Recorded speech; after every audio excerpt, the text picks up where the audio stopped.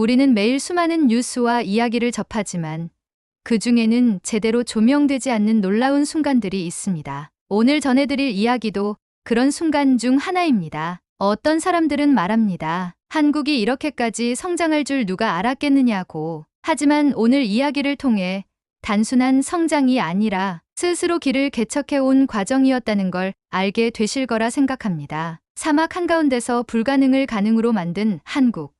그리고 그 뒤에 숨겨진 세대에 걸친 도전 정신. 과연 이들은 어떻게 세계를 놀라게 했을까요? 지금부터 그 이야기 시작합니다. 나는 이 프로젝트가 실패할 거라고 확신했습니다. 섭씨 50도를 넘나드는 사막, 숨막히는 모래 폭풍, 그리고 불가능해 보이는 일정. 그런데 한국인들은 끝내 해냈어요. 그리고 나는 내 모든 예상을 완전히 뒤엎는 광경을 목격하고 말았습니다. 나는 스페인의 FCC 건설사에서 20년 넘게 일해온 엔지니어입니다. 마드리드, 바르셀로나, 두바이, 상파울루, 세계 곳곳에서 대형 인프라 프로젝트를 이끌어왔으며 극한 환경에서도 철도와 교량을 완공시킨 경험이 많아요. 중동의 뜨거운 태양 아래에서도, 아마존의 밀림 속에서도, 유럽의 혹독한 겨울 속에서도 공사를 성공시킨 베테랑 엔지니어였지요. 하지만 리야드 메트로 프로젝트를 처음 접했을 때 저는 속으로 이번엔 쉽지 않겠다고 생각했습니다. 리야드는 지구상에서 가장 가혹한 환경 중 하나였습니다. 기온은 50도를 넘나들었고 뜨거운 모래 폭풍이 모든 것을 덮어버렸어요. 장비는 과열로 멈춰섰고 공사 자재조차 변형될 정도였지요. 그런데도 사우디아라비아 정부는 세계 최대 규모인 176km의 지하철을 단기간 내에 완공하겠다고 선언했습니다. 터무니없는 도전이었고 저는 솔직히 이 프로젝트가 기한 내에 끝날 가능성이 없다고 봤습니다. 그런데 한국 기업이 여기에 참여한다고 했습니다. 저는 순간 갸우뚱했어요. 한국이 전자, 자동차, 조선업에서는 강하다고 알고 있었지만 대형 인프라 건설에서 유럽 기업을 넘어설 수 있다고는 생각하지 않았습니다. 특히 삼성물산이 맡은 구간은 가장 어려운 지역 중 하나였어요. 저는 속으로 과연 제대로 해낼 수 있을까 하고 의심했지요. 하지만 첫 번째 충격은 금방 찾아왔습니다. 터널 공사가 시작되었을 때 한국 팀이 들여온 TBM, 즉 터널 굴착기가 예상과는 전혀 다른 속도를 내고 있었어요. 그것도 세계 기록을 경신하면서요. 우리는 하루에 10m만 파도 성공이라고 생각했는데 한국 팀은 단 하루 만에 20m 이상을 굴착해버렸습니다. 거기에는 이유가 있었어요. 특수 코팅 기술로 모래와 열에 의한 구조 변형을 막았고 이중 냉각 시스템을 적용해 극한의 환경에서도 장비가 정상적으로 작동하게 만들었지요. 이건 우리가 기존에 사용하던 기술보다 훨씬 진보된 방식이었습니다. 두 번째 충격은 공법이었습니다. 일반적으로 이런 사막 환경에서는 철근 콘크리트 공법이 한계가 있기 때문에 일정이 지연되기 마련이에요. 하지만 한국팀은 FSLM 공법,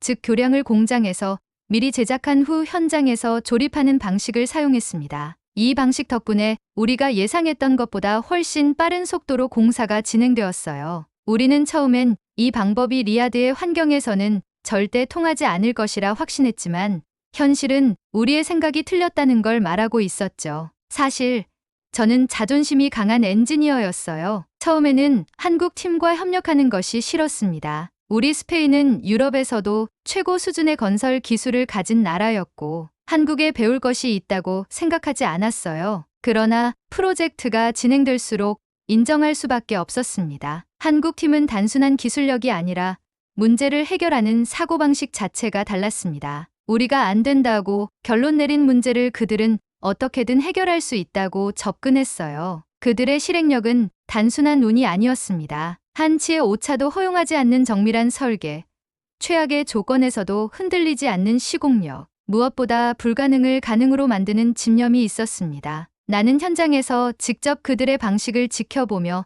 점점 생각이 바뀌었습니다. 그들은 단순히 주어진 설계를 따라 시공하는 것이 아니라 실시간으로 문제를 해결하고 새로운 기술을 적용하며 공정을 최적화하고 있었어요. 더운 날씨로 인해 콘크리트 양생이 지연될 수 있다는 점을 사전에 파악하고 특수 냉각 시스템을 적용해 기존보다 빠른 양생 속도를 유지하는 것을 보며 감탄할 수밖에 없었습니다. 솔직히 말하면 나는 끝까지 한국 팀과 협력하고 싶지 않았습니다. 스페인은 유럽에서도 손꼽히는 건설 강국이고 나는 그 중에서도 최전선에서 뛰어온 베테랑 엔지니어였습니다. 그런데 한국팀이 오자마자 우리보다 앞서 나가는 모습을 보이며 기록을 경신하니 자존심이 상할 수밖에 없었지요. 하지만 프로젝트가 진행될수록 인정할 수밖에 없었습니다. 한국팀은 그저 빠른 것만이 아니었어요. 기술적으로 정밀하고 문제 해결 능력이 뛰어났습니다. 그러던 어느 날 한국팀의 본사에서 새로운 인물이 리야드로 온다는 소식을 들었습니다. 김건우 고문.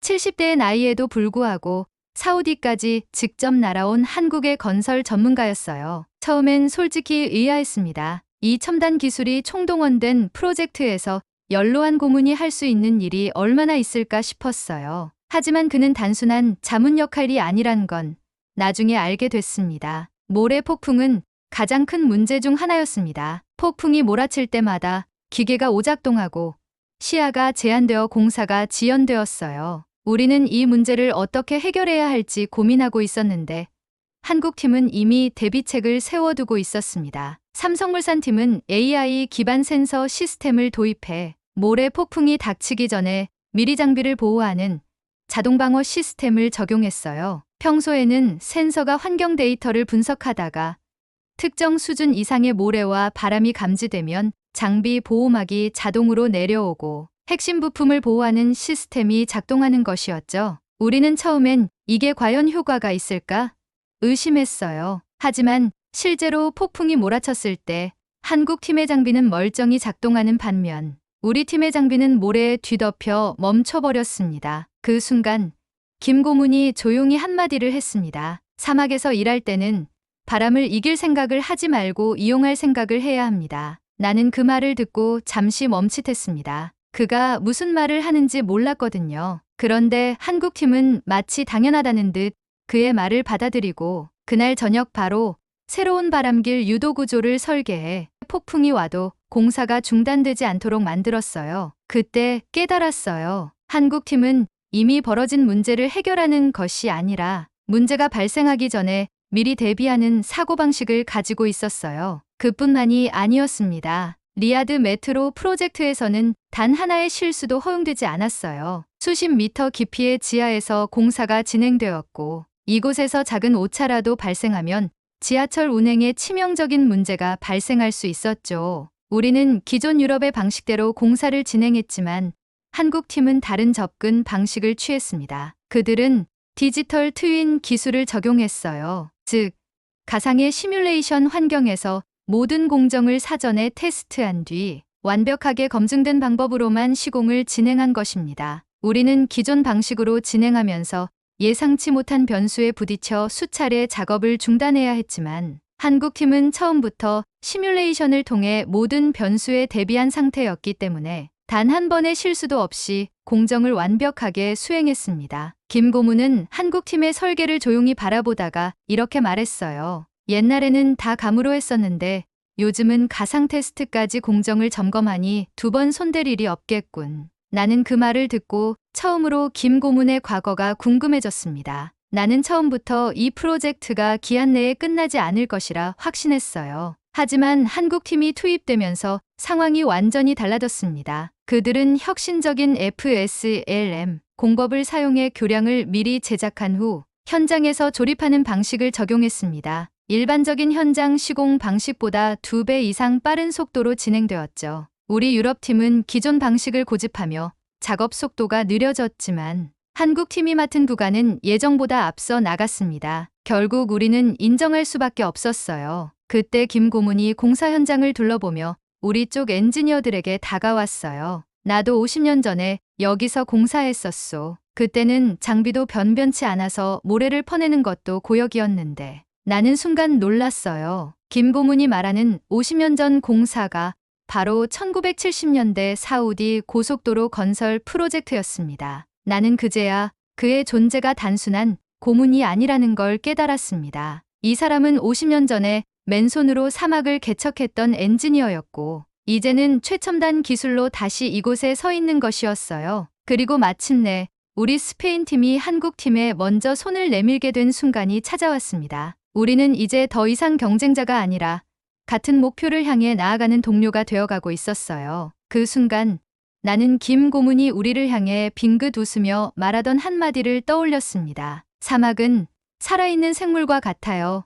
오래 지켜보면 답을 알려주죠. 나는 그 말을 이해하기 시작했어요. 그리고 내 오만함이 조금씩 허물어지고 있었습니다. 나는 이제 한국팀의 기술력과 문제 해결 능력을 인정하지 않을 수 없었습니다. 처음엔 자존심 때문에 그들의 방식을 무시하려 했지만 점점 그들에게 배워야 한다는 생각이 들었어요. 김 고문 역시 나에게 점점 흥미로운 인물이 되어 갔습니다. 그는 단순한 조언자가 아니라 우리가 맞닥뜨린 난관을 해결하는데 적극적으로 의견을 제시하고 방향을 잡아주는 존재였어요. 그러나 프로젝트가 순조롭게 진행되던 그때 예상치 못한 대형 위기가 발생했습니다. 우리가 건설하던 지하 터널 구간에서 설계 도면에는 없던 대형 공동이 발견된 것입니다. 거대한 빈 공간이 지하에 존재하고 있었고 이는 터널 붕괴 가능성을 의미했어요. 중동의 사막 지반은 겉으로 보기엔 단단하지만 내부에는 오랜 세월 동안 생성된 자연 공동이 많습니다. 이를 제대로 보강하지 않으면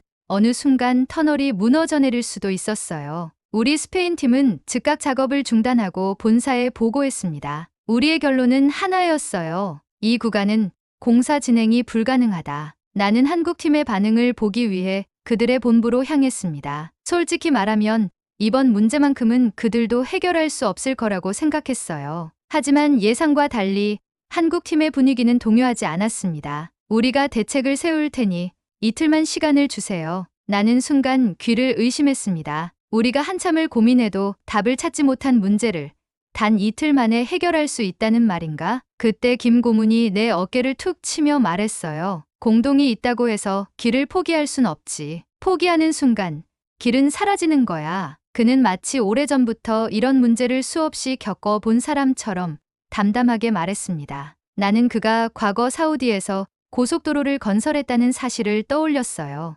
아무것도 없는 사막에서 길을 닦았던 사람. 그가 무모한 낭만을 말하는 것이 아니라 실제로 문제를 해결할 방법을 알고 있다는 눈빛을 하고 있었습니다. 나는 고개를 돌려 한국팀을 바라봤어요. 그들은 이미 대책 회의를 시작한 상태였고 밤을 새워가며 문제를 해결할 준비를 하고 있었어요. 모두가 피곤한 기색이었지만 그 누구도 포기하는 기색을 보이지 않았습니다. 나는 그제야 깨달았어요. 이들이 이렇게 빠른 시공 속도를 유지할 수 있는 이유는 단순한 기술력 때문이 아니라 그들의 사고방식 자체가 달랐기 때문이라는 것을. 이틀 후 한국팀은 해결책을 내놓았어요. 기존 터널 설계를 변경하지 않고도 공동을 안전하게 보강할 수 있는 새로운 공법을 적용하겠다는 것이었어요. 나는 그들의 설명을 들으며 감탄했습니다. 그들이 제안한 방법은 초고속 경화 콘크리트 주입 공법과 강철 파일을 이용한 다중 보강 시스템이었습니다. 한국팀은 공동 내부를 3D 스캐닝 기술로 분석한 후 공동의 크기와 위치에 따라 가장 효과적인 보강 방식을 찾아냈습니다. 기존 유럽 방식이라면 몇 달이 걸릴 작업을 단 몇 주 만에 끝낼 수 있는 혁신적인 방법이었어요. 하지만 우리 팀 내부에서는 반대 의견이 나왔습니다. 이건 너무 실험적인 방식이야. 검증되지 않은 기술을 적용하는 건 위험하다. 그들의 말도 일리는 있었습니다. 하지만 내 머릿속에서는 김 고문의 말이 계속 맴돌았어요. 포기하는 순간 길은 사라지는 거야. 나는 결정을 내려야 했습니다. 만약 실패하면 우리 팀뿐만 아니라 한국 팀까지 엄청난 타격을 입을 수도 있었어요. 하지만 나는 이제 한국 팀을 믿기로 했습니다. 좋아, 해보자. 우리 팀은 한국 팀과 함께 공동 보강 작업을 시작했습니다. 그리고 결과는 완벽한 성공이었어요. 공동 내부를 정밀하게 보강한 후 한국 팀은 AI 기반 집안 안정성 모니터링 시스템을 적용해 실시간으로 변화를 감지했어요. 그 결과 터널이 무너지기는커녕 기존보다 더 안전한 구조로 자리 잡았습니다. 김 고문은 작업이 끝난 후 조용히 바닥을 내려다보며 말했어요. 옛날엔 이런 거 없었지. 그땐 기술보다 사람이 직접 부딪히며 터득했어. 그래도 우리가 만든 길 아직 잘 남아 있더라고. 나는 그 말을 듣고 문득 그가 사우디 사막에서 맨손으로 길을 닦던 시절을 떠올렸습니다. 시대는 변했지만 그가 가진 정신은 변하지 않았어요. 기술이 발전했을 뿐 본질은 같았습니다. 나는 이제 확신할 수 있었습니다. 한국은 단순히 유럽을 따라잡은 것이 아니라 이미 새로운 표준을 만들고 있는 나라였어요. 나는 마지막으로 공사 현장을 둘러보았습니다. 이제 한국 팀이 맡은 구간은 가장 빠르게 진행되고 있었고 그들이 만든 터널은 기존보다 훨씬 안정적인 구조를 갖추고 있었어요. 나는 더 이상 의심할 이유가 없었습니다. 김고문이 내 옆으로 다가와 빙긋 웃으며 말했어요. 처음부터 될 거라고 생각했지? 나는 그를 바라보다가 피식 웃고 말았습니다. 아니요. 하지만 이제는 확신이 생겼습니다. 리야드 메트로 프로젝트가 마침내 완공되었습니다. 처음 이곳에 왔을 때 나는 확신했었어요. 이 프로젝트는 기한 내에 끝날 수 없다. 하지만 지금 나는 그 완성된 터널을 바라보며 생각이 완전히 바뀌었습니다. 그 어떤 장벽도 예상치 못한 난관도 한국 팀의 발걸음을 막지 못했어요. 불가능해 보였던 사막 한가운데의 터널이 이제는 사우디의 미래를 잇는 중요한 길이 되었습니다. 그리고 그 길을 만든 것은 우리가 아닌 한국 팀이었어요. 나는 개통식 행사장에서 한국 팀과 함께 터널을 지나며 새롭게 정비된 지하철역을 바라보았습니다. 모든 것이 완벽했어요. 깨끗한 승강장, 매끄럽게 이어지는 레일, 그리고 정시에 도착하는 전동차. 한국 팀이 맡았던 구간은 예정보다 더 빨리, 그리고 더 완벽하게 완성되었습니다. 어때요?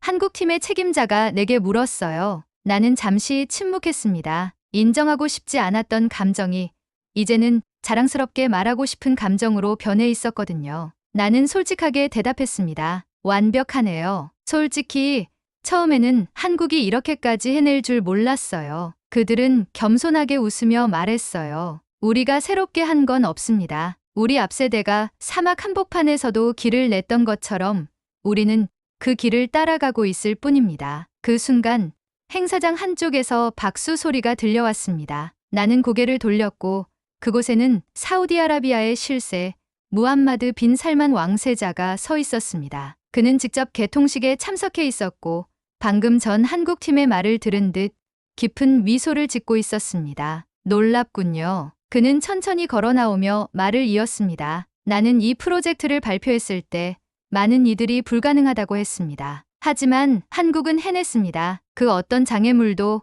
그들을 멈추지 못했어요. 그의 말에 행사장에 모인 고위 관계자들과 언론인들 사이에서 술렁임이 일었습니다. 빈 살만은 이어서 말했습니다. 사우디는 지금 세계 최고의 도시를 만들고 있습니다. 그리고 오늘 우리는 새로운 교훈을 얻었어요. 진정한 발전이란 불가능해 보이는 길을 만들어내는 것입니다. 한국이 그 길을 보여주었습니다. 그는 잠시 말을 멈추고 한국 대표단을 향해 손을 뻗었습니다. 이 프로젝트를 가능하게 한 한국의 모든 분들께 감사드립니다. 여러분은 단순한 시공사가 아니라 이 나라의 미래를 함께 만든 개척자들입니다. 그 순간 행사장은 우레와 같은 박수로 가득 찼습니다. 나는 그 장면을 멍하니 바라보며 생각했어요. 나는 한국이 이룬 성취를 단순히 최신 기술력 덕분이라고 생각했어요. 하지만 그게 아니었어요. 이건 단순한 기술의 발전이 아니라 세대를 이어 내려온 정신이 만든 기적이었습니다. 사막 한복판에서 불도저 한 대로 길을 내던